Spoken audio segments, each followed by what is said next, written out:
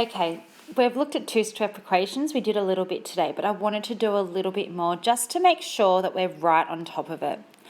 Okay? So, what we're going to do is we're going to do these 4, and then you can have a look at all the examples, and then we're going to do some more practice on that. Okay? So, for this first one, we've got 2m plus 5 equals 17. First thing we're going to do is we're going to move the 5 to the other side of the equal sign by doing an inverse operation, minus 5, minus 5. I'm going to write it down. I want you to write it down. It just gives you the best idea to do that. Then I'm left with 2m equals 17 minus 5 is 12, so I'm going to divide by 2, m equals 6. Okay, for this next one, I've got m over 7, or m divided by 7, plus 8. So something divided by 7 plus 8 equals 5. So the first thing I'm going to do is I'm going to take away the 8, the opposite of plus, take away the 8 on the other side of the equal sign. So I'm left with m over 7 equals 5 minus 8 is negative 3. Then I have to work out my next step. Something divided by 7 equals negative 3, so the opposite of divided by is times. So I'm going to times 7 on both sides, which means that I'm left with m equals negative 3 times by 7, which is going to be negative 21. We should substitute that in to check it out. Negative 21 divided by 7 is negative 3 plus 8 equals 5. You can check that. Okay, the next one we're going to do is we've got m plus 3 over 4.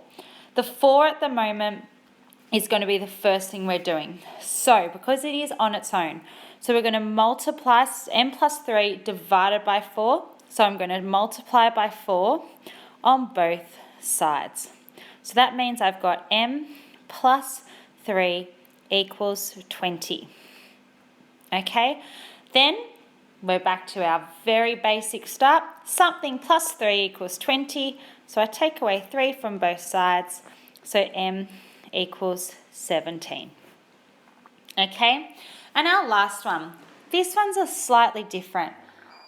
Our last one has a negative m plus 3, minus a negative m, take away 3 equals 5. So what we're going to do is we're going to plus the 3 first. Then I'm left with negative m equals 8. Now negative m isn't just m. So we're going to have to get rid of the negative. What is the invisible number that is in front of that m? And that is 1.